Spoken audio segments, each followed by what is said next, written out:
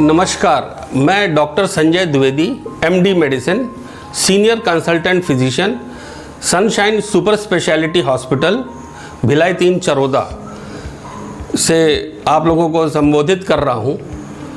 आज मैं जो हमारे लाइफस्टाइल डिजीज़ेज़ हैं, जो बीमारियां बहुत आम हैं, जिनको हम आराम से कंट्रोल कर सकते हैं, उनके साइड इफ़ेक्ट से बच सकते हैं, लेकिन हम लापरवाही करते हैं और फिर आगे जाके भुगतते हैं। जैसे कि मसलन डायबिटीज़ है, हाई ब्लड प्रेशर है, मोटापा है, ज़्यादा कोलेस्ट्रॉल होना। तो ये सब बातें आज हम लोग डिस्कस करेंगे। डायबिटीज़ एक बहुत बड़ी बीमारी है। Bharat it is the diabetic capital of the world. 20% दुनिया भर के जितने डायबिटीज़ के मरीज हैं वो भारत में पाए जाते हैं, और ये शहरों में करीब 13% लोगों को डायबिटीज़ है। तो मतलब ये बीमारी काफ़ी फैली हुई है और हम लोगों को बहुत ध्यान देना पड़ेगा।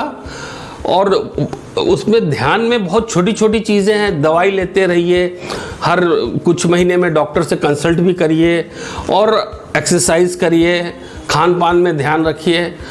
लेकिन लोग इतना भी नहीं करते, क्योंकि डायबिटीज़ का कॉम्प्लिकेशन बहुत कुछ है।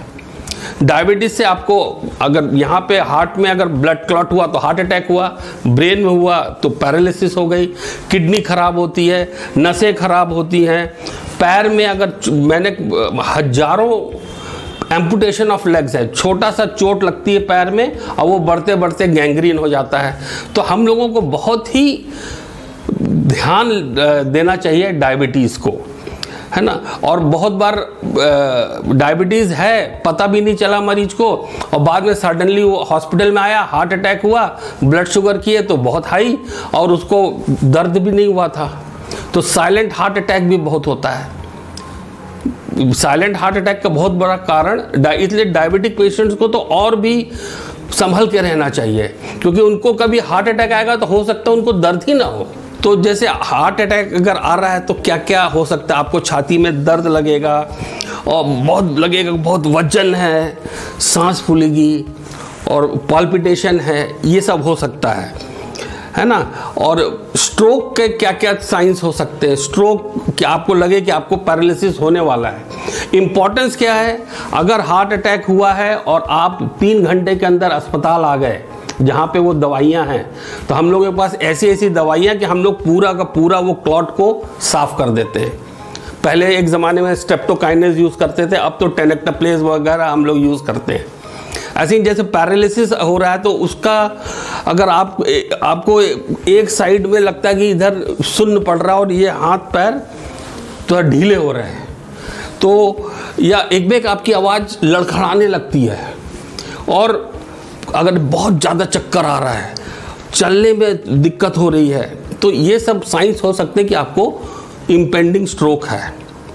और किसको हार्ट अटैक या स्ट्रोक ज़्यादा है, अगर उसका डायबिटीज़ कंट्रोल नहीं है, ब्लड प्रेशर कंट्रोल नहीं है, वो स्मोकिंग और टोबैको ये बहुत ख़राब चीज़ें हैं। स्मोकिंग टोबैको आधी जड़ तो वही है इस सब परेशानियों की। मोटापा और इनएक्टिव लाइफस्टाइल, हम लोग को 24 घंटे ईश्वर ने दिया है, उसमें से दिन सुबह 40 मिनट अपने आप के लिए निकालिए, 40 मिनट आप वॉकिंग करिए, ब्रिस्क वॉकिंग करिए, तो इट इज़ गुड। क्या करें कि हार्ट अटैक और पैरालिसिस का अटैक ना हो। बहुत सिंपल है, अपना ब्लड शुगर नॉर्मल रखिए। अगर आप डाइट और उससे कंट्रोल कर सकते हैं तो ठीक, नहीं तो दवाइयाँ खाइए हैं। आप अपना ब्लड प्रेशर नॉर्मल रखिए, अगर नॉर्मल नहीं रहता है तो दवाई खा के नॉर्मल करिए। स्मोकिंग और तंबाकू तो छोड़ना ही पड़ेगा। नमक कम खाने के, हम लोग बहुत नमक खाते हैं, भारतीय लोग बहुत खाते हैं, नमक कम खाने की आदत डालनी पड़ेगी। ये लो फैट डाइट और ये जो ट्रांस फैट के जो है ना, पिज़्ज़ा मंगाते हैं, बर्गर मंगाते हैं, ये सब स्वास्थ्य के लिए बहुत हानिकारक चीज़ें हैं। जो समझ गया तो अच्छी बात है। अब दिक्कत क्या हो रही है, आपको मैं एक वो दूंगा कि आजकल के बच्चे लोगों को वही पसंद है। अब वो वही पसंद है तो इस चक्कर में क्या होता है कि उनको बचपन से ही मोटापा आने लगता है, तो बहुत स्ट्रेस में बॉडी आ जाता है, हार्ट स्ट्रेस में आ जाता है। और कोलेस्ट्रॉल तो कम करना है, डाइट से कम करना है, तेल ऐसा यूज़ करिए कि उससे कोलेस्ट्रॉल ज़्यादा ना बढ़े, घी मक्खन ना खाएं या कम खाएं, एक्सरसाइज करें। और जैसे ब्लड शुगर कितना होना चाहिए, फास्टिंग 90 से 110 120 तक को हम लोग पेशेंट टू पेशेंट है कि उतना होना चाहिए। और पोस्ट प्रैंडल बहुत से बहुत 170, खाना नाश्ता करने के 2 घंटे बाद 170, इससे ऊपर अगर है तो आपको डाइट, एक्सरसाइज और नहीं तो फिर दवाई आपको लेना पड़ेगा। और एक चीज़ है कि अगर आप फास्टिंग ब्लड दे रहे हैं तो कम से कम 8 से 10 घंटा भूखे पेट रहिए, तभी करेक्ट वैल्यू आएगा। और 2 घंटे बाद नाश्ता करने के 2 घंटे बाद पीपी कर लेंगे। अगर आपका अनकंट्रोल डायबिटीज़ है तो आपको तो रोज़ चेक करना चाहिए, और आपका अगर कंट्रोल है तो कम से कम 15 दिन या 1 महीने में एक बार चेक करवाना चाहिए, है ना। और डायबिटीज़ अगर है तो उसका एक केयर शेड्यूल होता है। आप डॉक्टर के पास जाएंगे, वो आपका ब्लड प्रेशर लेगा, आपका वजन करेगा, फिर आपको बेसिक पूरा टेस्ट कराएगा। एक HbA1c बहुत इंपॉर्टेंट टेस्ट है, उसमें हमको ये पता चलता है कि पिछले 3 महीने में आपका एवरेज ब्लड शुगर कितना था। फिर आपको 6 महीने या साल में एक बार आँख वाले डॉक्टर के पास जाना पड़ेगा, और आपको अपना फंडस एग्जामिनेशन कराना पड़ेगा, आँख के अंदर की जांच, क्योंकि डायबिटीज़ से रेटिनोपैथी भी होती है, आँख का विजन जाता है। अब जो कोलेस्ट्रॉल टेस्ट करते हैं, कोलेस्ट्रॉल में हम लोग 3 चीज़ें देखते हैं। टोटल कोलेस्ट्रॉल 200 से कम होना चाहिए, और 2 तरह के कोलेस्ट्रॉल होते हैं। एक होता है गुड कोलेस्ट्रॉल HDL, तो मर्दों में कम से कम 40 के ऊपर होना चाहिए HDL, हाई डेंसिटी लिपोप्रोटीन, और फीमेल्स में 50 के ऊपर होना चाहिए। और जो बैड कोलेस्ट्रॉल है वो LDL है, LDL 100 से कम होना चाहिए। तो जितना आप एक्सरसाइज करेंगे उतना आपका HDL बढ़ेगा, LDL कम होगा। जितना आप डाइट कंट्रोल करेंगे, तो ये आपका कोलेस्ट्रॉल का है। कोलेस्ट्रॉल कंट्रोल कैसे करें? डाइट से, एक्सरसाइज से और दवाई से। जो तीनों चाहिए तो तीनों लीजिए, लेकिन कोलेस्ट्रॉल को कंट्रोल करना है। कुछ मैं तेल के बारे में बताऊंगा, हम लोग के ऊपर है कि तेल कौन सा खाना चाहिए। तो आप अमूमन 2 तरह के तेल होते हैं। एक होता है saturated fatty acid, SFA, saturated fatty acids, और दूसरा होता अनसैचुरेटेड फैटी एसिड्स। ठीक है, SFA, सैचुरेटेड फैटी एसिड्स, जो बिल्कुल जहर है आपके लिए, खासकर अगर आपकी उम्र 45 और 50 के ऊपर है, आपको ब्लड प्रेशर है, आपको डायबिटीज़ है। तो सैचुरेटेड फैटी एसिड्स में क्या आता है? घी, मक्खन, और याद रखिए कोकोनट ऑयल। कोकोनट ऑयल में घी से ज़्यादा सैचुरेटेड फैटी एसिड्स है, मतलब घी से भी ज़्यादा खतरनाक है। घी में जैसे सैचुरेटेड फैटी एसिड 65% है, तो कोकोनट ऑयल में 92% है। तो ये चीज़ों को तो आपको अवॉइड करना होगा। मक्खन और ट्रांस फैट, ये जितने पिज़्ज़ा बर्गर में ट्रांस फैट्स यूज़ होते हैं। तो अब हम आते हैं, ये सैचुरेटेड फैटी एसिड्स हैं। अब अनसैचुरेटेड फैटी एसिड में आप देखते होंगे ना, मूफा पूफा बोलते हैं। मूफा है mono unsaturated fatty acid, MUFA, और PUFA is poly unsaturated fatty acids. अब ये मूफा वाला जो है, ये सबसे अच्छा तेल माना जाता है, मोनो अनसैचुरेटेड फैटी एसिड्स। उसमें 2 सबसे अच्छे कौन से तेल है? सबसे अच्छा तो ऑलिव ऑयल है, बट वो बहुत महंगा है, उसका बॉइलिंग पॉइंट भी थोड़ा कम रहता है, तो खाने में शायद दिक्कत हो, बहुत महंगा तो बहुत है। तो दूसरा जो तेल है वो है मस्टर्ड ऑयल। मस्टर्ड ऑयल में मूफा बहुत है। मस्टर्ड ऑयल मतलब कड़ुआ तेल बोलते हैं, मस्टर्ड ऑयल बोलते हैं। तो मस्टर्ड ऑयल में आपका जो मूफा है वो 77% है, 77%।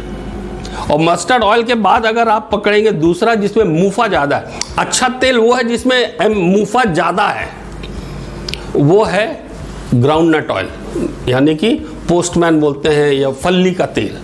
तो ये अच्छे तेल हैं। और पूफा वाले बाकी जितने ये तेल है ना, सोयाबीन और sunflower oil, rice bran oil, ये सब पूफा हैं। इसमें पॉली अनसैचुरेटेड फैटी एसिड्स हैं ज़्यादा। अगर आप जैसे, बहुत लोग को शायद मस्टर्ड ऑयल पसंद है, कड़ुआ तेल, वैसे साउथ मतलब नॉर्थ में तो खूब चलता है, तो आप फल्ली का तेल ले सकते हैं। तो ये मतलब तेल का कौन सा तेल लेना चाहिए, ये उसके ऊपर था। डायबिटिक फुट एक बहुत इंपॉर्टेंट चीज़। अगर आपको शुगर का बीमारी है तो जिस तरह एक औरत अपना चेहरे का ख्याल रखती है, उसी तरह से आपको अपना पैर का ख्याल रखना है। रोज़ शाम को आप जाएं तो अपना पैर दोनों को थोड़ा सा हल्का गर्म पानी में धोएं, उसको बाकायदा टॉवेल से साफ़ करें, कुछ पाउडर वगैरह लगाएं, मतलब पैर। और घर से जब भी निकले हमेशा जूता, अच्छा सॉफ्ट शूज़, कोई भी बढ़िया जूता पहन के निकलना चाहिए। पैर में चोट नहीं लगनी चाहिए। मैक्सिमम हमने पूरे मेरे 32-33 साल के कैरियर में मैंने जितने डायबिटिक फुट केसेस देखे वो वही चप्पल पहन के ऐसे ही घूम रहे थे, लग गया थोड़ी सी खरोंच, थोड़ा सा चोट, और वो बढ़ते बढ़ते पैर कटने तक की नौबत आ गई। तो आपको आप पैर का ख्याल रखिए, पैर को धोइए, उसमें स्किन लोशन लगाइए। अपना नेल्स, हमेशा पैर के नेल्स बाहर नहीं निकलने चाहिए, उनको हमेशा ट्रिम, क्योंकि नेल सबसे पहले फंसता है कहीं कोने में, और नेल उखड़ गया और फिर वहाँ से डायबिटिक फुट की बीमारी चालू हो गई। मैंने पहले ही बताया कि लाइफस्टाइल डिजीजेस, डायबिटीज़ है, हाई ब्लड प्रेशर है, हार्ट अटैक है, पैरालिसिस है।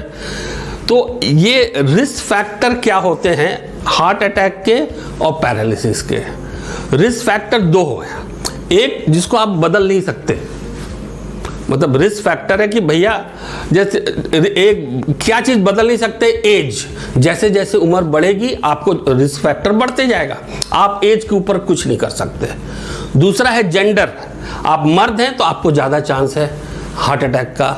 आप तो ये जेंडर है, तो जेंडर भी चेंज नहीं कर सकते, एज भी चेंज नहीं कर सकते। और जेनेटिक्स, अगर आपके दादा दादी को ब्लड प्रेशर डायबिटीज़ था, लकवा हुआ था, आपके नाना नानी को हुआ था, आपके मम्मी पापा को हुआ था, तो आपका जेनेटिक्स है। ये तीनों तो आप बदल नहीं सकते, लेकिन कुछ चीज़ें जो आप पूरा बदल सकते हो, तो आप इसको न्यूट्रलाइज कर सकते हो। ये चीज़, वो क्या चीज़ है? सिगरेट ना पिए, तम्बाकू ना खाएं, घी, मक्खन, मलाई, आलू बंडा, समोसा, पूड़ी, कचौड़ी जो बोलते हैं, ये सब से परहेज रखें। रोज़ सुबह एक्सरसाइज करें, फिज़िकल एक्टिविटी अच्छा रखें, योगा करें। स्ट्रेस अगर होता है तो स्ट्रेस को कोशिश करें कैसे भी करके उसका वो रखने के लिए, है ना। और नमक कम खाएं। तो ये मॉडिफाइबल है। तो ये सब चीज़ अगर करेंगे तो, अगर आपको डायबिटीज़ है, हाइपरटेंशन है, उसके बाद आपने ये सब चीज़ कंट्रोल कर लिया, अब तो जैसे हम लोग प्रोफाइलैक्टिक, हम लोग आजकल लो डोज एस्पिरिन भी डायबिटीज़ के ट्रीटमेंट में देते हैं बहुत बार। तो मतलब हम आपको ऐसा कर देते हैं कि आप मतलब आराम से पूरी ज़िंदगी, नॉर्मल ज़िंदगी जी सकते हैं।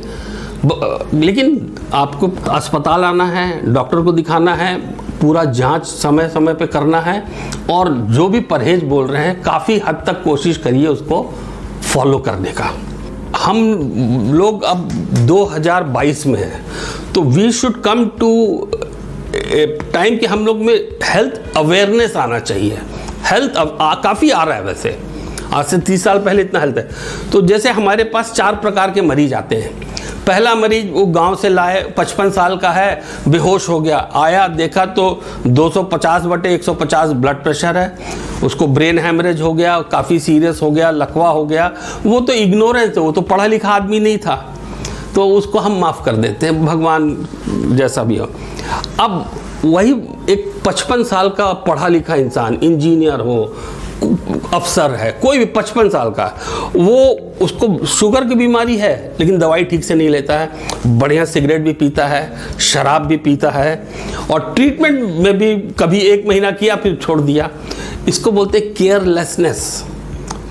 केयरलेसनेस, क्योंकि अगर आपको डायबिटीज़ है, हाइपरटेंशन है, आप दवाई भी नहीं खाओगे तो आगे जाके आपका भविष्य तो उज्जवल हमें नहीं दिखता। हार्ट अटैक होने के चांसेस बहुत हैं, पैरालिसिस होने के चांसेस बहुत हैं। अब यही तीसरा केस मैं बताता हूँ। थर्ड केस क्या है कि 60 साल का टीचर है, उसको मालूम है कि उसको ब्लड प्रेशर है, डायबिटीज़ है, लेकिन वो पूरा ट्रीटमेंट लेता है, हमारे पास आता है, हम उसका पूरा एडजस्ट करते रहते हैं सब कुछ, और वो बढ़िया आराम से मस्त ज़िंदगी जीता है। ये है इंटेलिजेंट, ये इंटेलिजेंट आदमी है। और अवेयरनेस जो हम चाहते हैं कि आप 45 साल के हो, आपको कुछ नहीं है अभी, लेकिन आप 45 साल के हो, लेकिन आपके मम्मी पापा को हिस्ट्री है, आपके दादा दादी को हिस्ट्री है, नाना नानी को हिस्ट्री है, आप हर साल एक बार अपना मेडिकल चेकअप कराते हैं, शुगर कराते हैं, कोलेस्ट्रॉल कराते हैं, ECG कराते हैं। This is awareness. एक्सरसाइज करते हैं, डाइट रेजिमेंट फॉलो। तो ये एक समय आना चाहिए कि हम लोग इतने अवेयर हों सब लोग ब्लड प्रेशर जैसे नॉर्मल 120/80 बोलते हैं, फिर उसको दूसरा बोलते हैं ऑप्टिमल, नॉर्मल, हाई नॉर्मल। वो ब्लड प्रेशर लेकिन 120/80 है तो ठीक है। मान लो अगर 55 साल का आदमी तो 130/86 भी नॉर्मल मानते हैं। लेकिन हाँ, अगर 140/90 के ऊपर जा रहा है तो ब्लड प्रेशर तो है, उसको कम करना पड़ेगा। तो ये आपका बता दिया, कोलेस्ट्रॉल का भी बता दिया है। आपको तेल के बारे में बताया कि याद रखिएगा कि मूफा तेल, मोनो अनसैचुरेटेड फैटी एसिड सबसे अच्छा होता है। उसमें आपका ऑलिव ऑयल बहुत अच्छा है ना, और उसमें आपका मस्टर्ड ऑयल बहुत अच्छा है, और आपका फल्ली तेल अच्छा। तो ये तीनों तेलों के बीच में अगर आप अपनी ज़िंदगी गुजार लेंगे तो तेल के प्रति आपका वो हो जाएगा। फुट केयर भी मैंने बता दिया है। और अंत में मैं आप लोग सबसे प्रार्थना करता हूँ कि सब फैसिलिटी अवेलेबल है, डॉक्टर अवेलेबल है। ये 2022 का ज़माना है, हर आदमी के लिए टेलर मेड ड्रग्स हैं। तो अपना स्वास्थ्य का ख्याल रखिए। कुछ परेशानी है तो डॉक्टर के पास जाइए, और अगर वो बोलता है आपको ब्लड प्रेशर है, डायबिटीज़ है, तो उसकी दवाइयाँ, उसकी पूरी बातें आप मानिए। ताकि क्या है, अगर आप केयरलेस हैं, कुछ हो गया आपको, तो आप के पीछे परिवार बहुत परेशान होता है। थोड़ा सा एक्सरसाइज, थोड़ा सा डाइटिंग करके अगर आप हार्ट अटैक से बच सकते हैं, पैरालिसिस से बच सकते हैं, तो ये ज़रूर आपको करना चाहिए। और मैं आप लोगों का अच्छे स्वास्थ्य की कामना करता हूँ। नमस्कार।